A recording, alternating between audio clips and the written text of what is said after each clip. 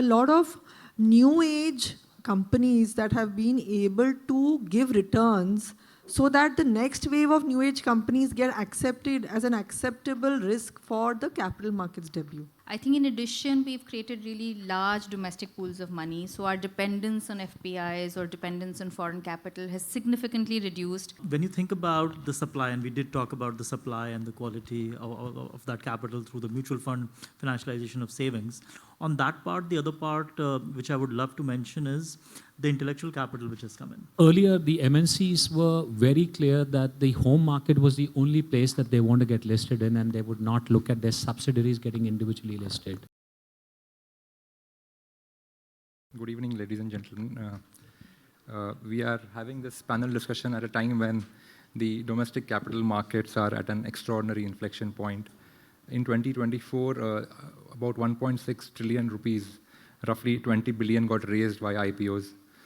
Many thought that this was an aberration, but this year we are set to surpass that figure. We are already at about 1.3 trillion, and with a few big ticket IPOs about to launch, we could easily set a new record.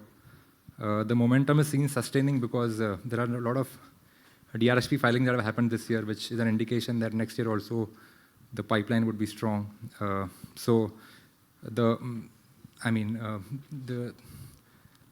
in the IPO market is just not in the numbers, but there is a lot of sectoral diversity. There is a record domestic investor participation, as well as there is overall broad-based issuer confidence. We have the top investment banks of the country to discuss this whole buoyancy and what's in store for the next few years. To begin with, I will start with Sonia, who's on my left. So ma'am, this year we have seen a surge in IPO as well as ECM activity. What, according to you, has led to this surge? So thanks, Sammy, and thank you for inviting me for this panel. I think it is a confluence of a large number of factors, right? We've seen a drastic, first and foremost, a huge demand coming from financialization of savings of India, right? Since COVID, since 2020, if you see, we had equities and mutual funds as percentage of savings at 3% going to 17%. So there is a huge surge of the demand pool that has got created, right? That enables, and that has enabled a lot of repricing in the secondary market. And that has lured a lot of primary action because, primary is always gets tagged to how the secondary markets are performing. And I think coming of age of a lot of new age digital tech, a lot of early stage investors who had taken the first stage, series A, B, C, D kind of risk, realizing that their companies are now ready to make a capital markets debut and shift the risk profile to a public listed company environment. I think that is largely that the demand has been able to create the supply, or the supply has got satiated through the demand, right? And I think that is really the genesis on the back of the fabulous growth that we have seen in the economy, the underlying sector. And a lot of new age companies that have been able to give returns so that the next wave of new age companies get accepted as an acceptable risk for the capital markets debut. Sure. Yeah. Thank you, ma'am. Gesu, would you like to add to that? Yeah, I think just to supplement what Sonia said, of course, great economic environment. I think from a regulatory perspective also, there isn't too much uncertainty. There is, so that of course is like the basic hygiene factors. I think in addition, we've created really large domestic pools of money. So our dependence on FPIs or dependence on foreign capital has significantly reduced. There's more stability in the market. There are, of course, deep markets. And I would also say that, some of the, at least for the IPO market, the processes and the ease of investing, etc., has also led to a lot of buoyancy. 70% of retail investors apply through UPI. So I'm saying that was not existent 5-6 years back, right? So we used to have 3, 4, 5 lakh applicants. Now we're 50, 60 easily in an IPO. And I think the fever kind of has spread across the country. We're seeing pools of capital from Bihar and UP and other portions. So I think everything's kind of worked well together, and I think it's going to get better from here. I would hope so. Thank you. So we. Yeah, I think I'd just like to supplement Gesu's point. She made a very good point about the ease of investing, both for the issuer as well as the investor, right? We have to really thank the regulators for making India a safe place to invest and a very quick turnaround through the digital infra. And also very quick turnaround in terms of listing. When we started our careers, it used to take 7 days for the companies to list. Now it's T+3. So very fast and quick turnaround. Then it is ASBA. So you don't have to move the money. It's blocked. A lot of ease of being able to move the money fast, enter and exit fast, which has smoothened the rails for larger issuances. Yeah, so both of you all underscored how the regulatory architecture has improved, and even like these days, if you have to invest in an IPO, it takes barely a few seconds if you have a trading app. Sunil, is it only these factors, or are there more factors that you would like to highlight here? Sure. So from our perspective, when you think about this, and again, taking just a step back, you think about from an IPO market, it's a market, right? So you're looking at demand for capital, supply of capital, and we sit somewhere in the middle trying to find a way to allocate this. When you think about the supply, and we did talk about the supply and the quality of that capital through the mutual fund financialization of savings, on that part, the other part which I would love to mention is the intellectual capital which has come in. The ability for Indian mutual fund, for Indian institutions to actually appreciate the stories of tomorrow. When I started my career in 2005, 2006, the de facto for any technology company was that you will go list in the US. One of the things that we have talked about a lot has been the flip back of a lot of US domiciled companies to India, right? The reason why that can happen, one part is of course the dedicated domestic capital, but along with the capital, it is the ability or the intellectual ability for the fund managers, for the ecosystem to actually allocate capital to companies which have got business models which are not something that they can easily comp to the domestic market, right? These are companies which are sector first. These are also companies where the business models are not something that you have seen before. And yet the fund managers tell us that we will look at the global models, we will do our work, you bring these companies here, and we'll be able to get them listed over here. And not just list over here, these companies trade very well over here, right? The fundamentals of these companies reflect the inherent strength that you see around these companies. That's on the supply side. In terms of the demand for capital, there are three kind of large segments that you will think about. First will be growth equity, which is what India is known for, right? Indian investors come to India for growth. The second part becomes monetization, which you have been actually seeing a lot of. And third becomes balance sheet repair, restructuring, etc. I think the first two of those are what's kind of driving the activity. You're seeing less of growth equity in the IPO markets. That's because a lot of the private equities have actually funded that kind of growth equity earlier and are actually now in the monetization phase. But I would say on both sides, it looks healthy. It's something which we can continue to see going on. Fair enough. So you mentioned companies reverse flipping. I mean, by that we mean these companies had initially thought that they would list, say, in the US or NASDAQ. And now most of them think that India is a better market to go public. So Amitabh, this along with this whole trend of, MNCs opting to list here, does it all underscore how the domestic markets have deepened, according to you? No, I mean, clearly there are two ways to look at, and I'll pick the last question that you're going to raise about MNC listing, which has become a thematic really here right now, along with manufacturing, which is aided by the PLI scheme support in some of the sectors that we are seeing there. Earlier, the MNCs were very clear that the home market was the only place that they want to get listed in, and they would not look at their subsidiaries getting individually listed. Things have changed, at least in the context of Indian subsidiaries of theirs. A, they've achieved scale. They become large in operations.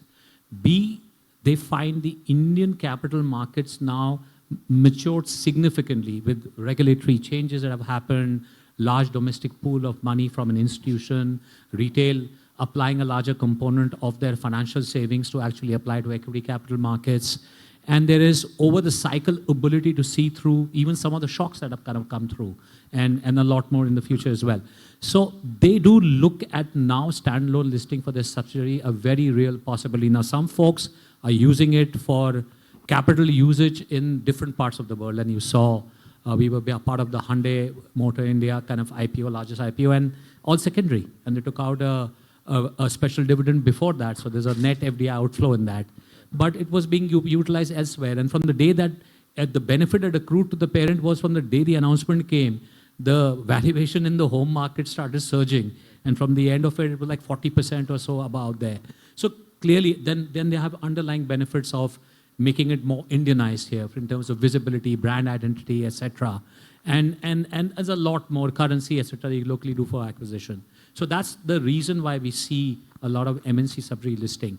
But the market has become quite deep. If you look at 30,000 crores on a monthly basis coming into SIP, and largely from the home retail kind of bit, but even institutions are pumping it into mutual fund.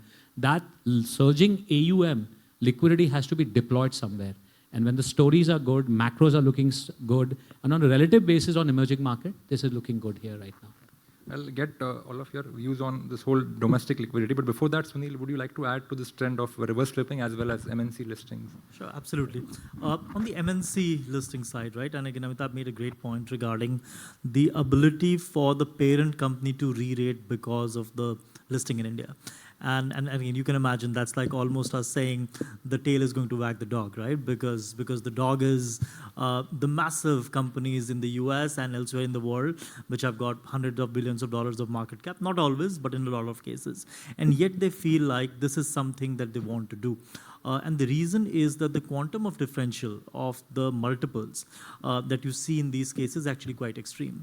And I won't go into exact names, but again, the difference, let's say the parent company would trade, which is actually a pretty saturated company in terms of growth, that will trade somewhere in the vicinity of, let's say, between 15 to 20 times the PE multiple on a forward basis. And yet, when you look at these companies in India, not only would they trade much higher just on the virtue of the growth ability of the company, but also you will get something called MNC premium in India.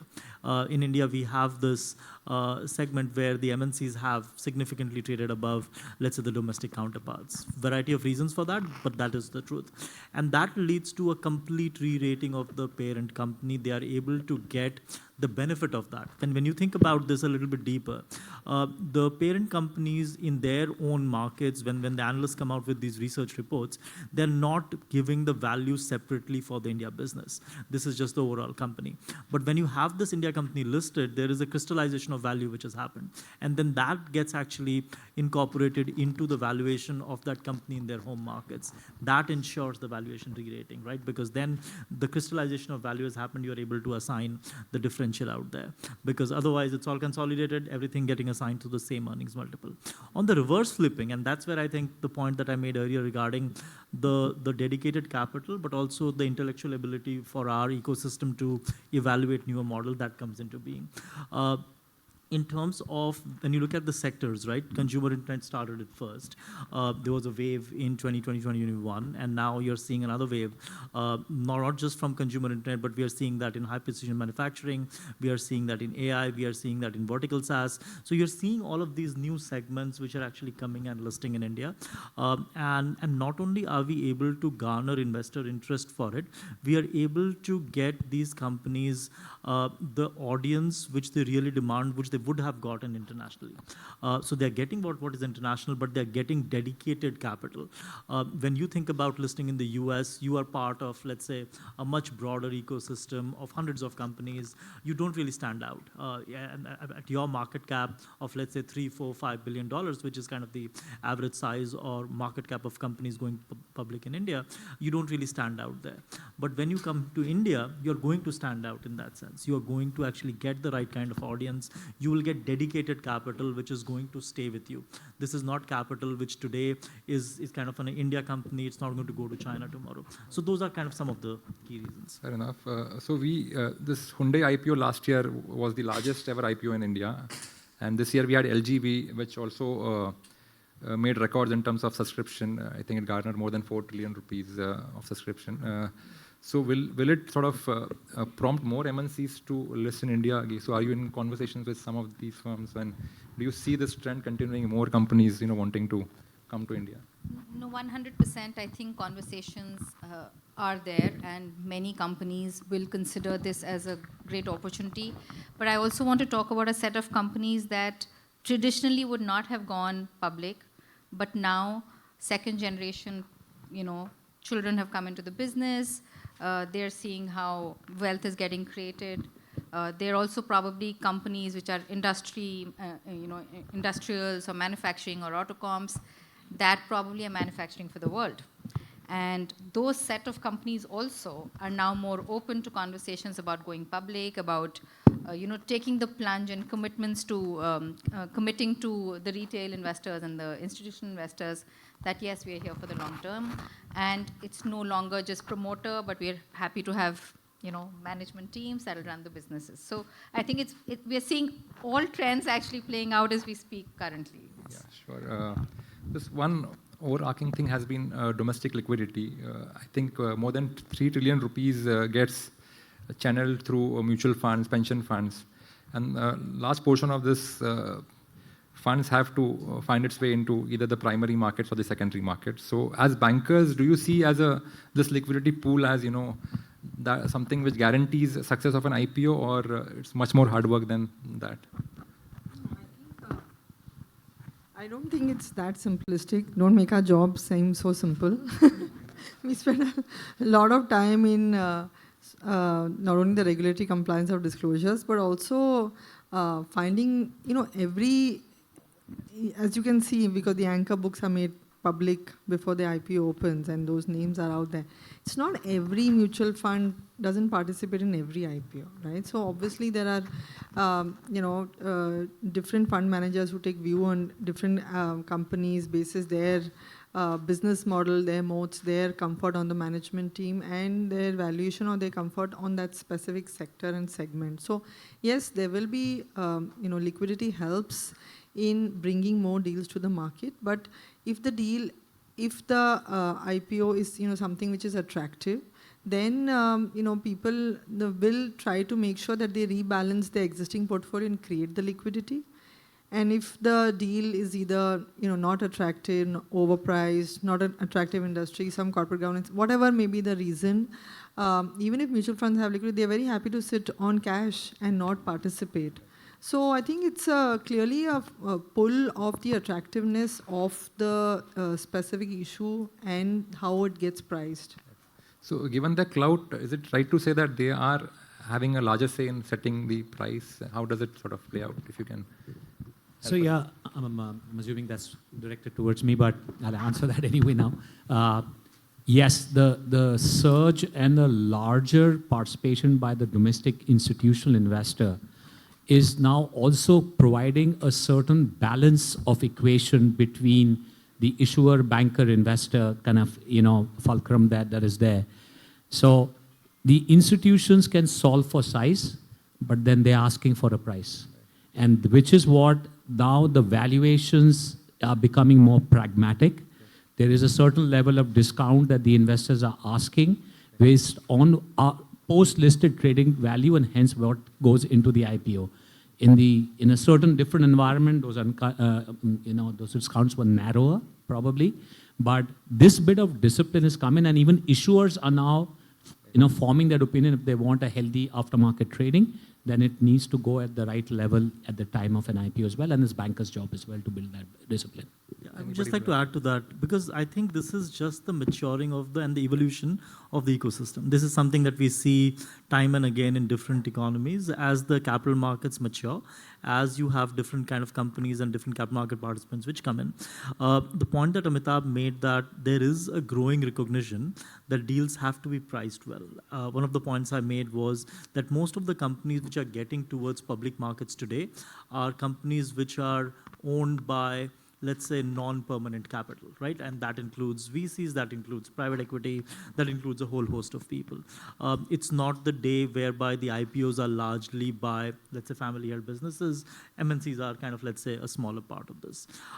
When that happens, you have to ensure that as a shareholder in the company, I have to ensure that for me to be able to exit, which will happen, let's say, over the next 3 to 5 years, this company trades very well in the aftermarket. And there is a growing recognition that whatever be the size of the IPO you do, you will still be a very large shareholder of the company after it is listed. So it is in my interest to ensure that this trades well, this is actually very well distributed, and you're seeing that happen, which is, I think, very healthy. It is something which will ensure that the participation continues. It's also showing up in terms of the performance of the companies on day one and on continuing basis. I think what you just said, data backs that. Last year, the post-listing performance was very encouraging. This year, there has been some moderation. So, Gesu, as bankers, is it difficult to convince the issuers that, when it comes to pricing, or are they, do they understand these dynamics, or is it difficult to, convince them that pricing has to be much more pragmatic? No, I think issuers are quite savvy. Like Sunil talked about, investors being savvy. There is absolutely no doubt in their mind. Okay, you may want to believe that you're worth more, but they're very pragmatic when it comes to pricing.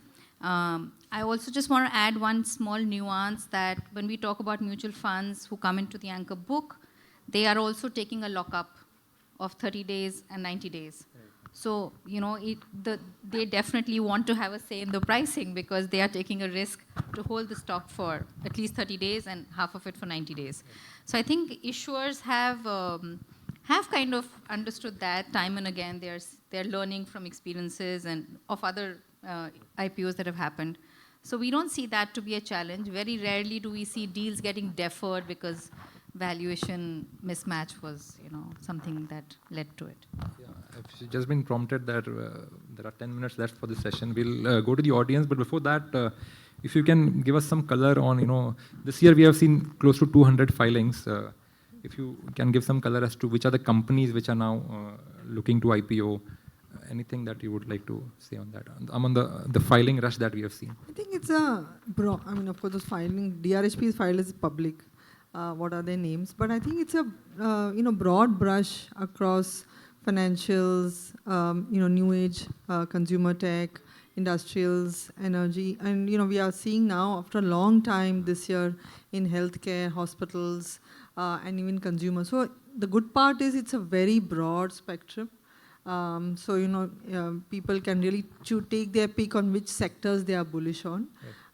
So I think it's across the board, but I think to your point also there is an important element which is got accepted in the IPO market, is that when we started our careers, most of the IPOs used to be primary, where the money was in the company. And now there is a fairly good mix between secondary, where some existing shareholder, either the first stage private equity, or sometimes the promoter, because there's a next generation, they want to diversify into other areas, which has got accepted by the incoming shareholder, that it's a liquidity event and it could be a mix of primary, secondary. In fact, the hard stats are that it's almost 60% is OFS versus 40 primary. So I think when that's getting accepted by the markets.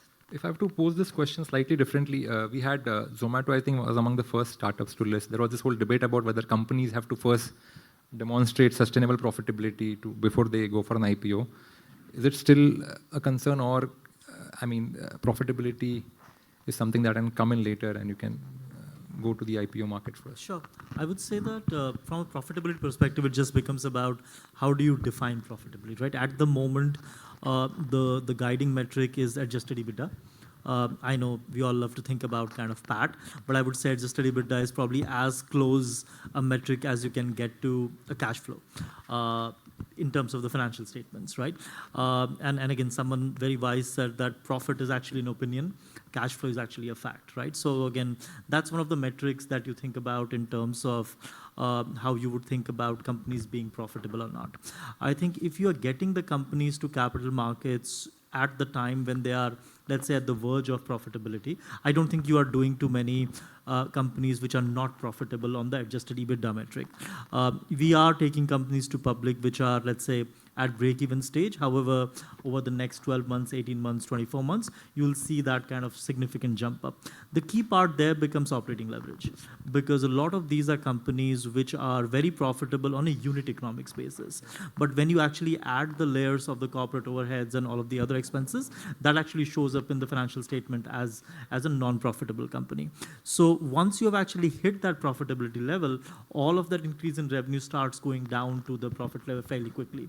And that operating leverage is something that the market understands very well. That's a question we get from mutual fund investors and institutional investors very well. How much is the operating leverage in this company? And that's something that will play out. So if there is good operating leverage, you are able to get to the companies, to capital markets much sooner. If I just add to that point, Sure. I mean, some of the people out here would remember that one of the earliest non-profitable company to go public was HughesTele.com, if I'm not wrong. And that era has kind of gone, and then things changed significantly. Now I'm coming to the point that the first wave of tech IPOs, I think Nykaa was the only company which was profitable when it was going public. Right. But what it faced at that time was that story was understood by foreign institutional FPI investors. Indian asset managers were still a little reluctant, but when the blocks came in and the secondaries came out there, by then they grew fascination for the story, they understood better, and in the current form, both domestic institutional and foreign institutional investor would look towards that.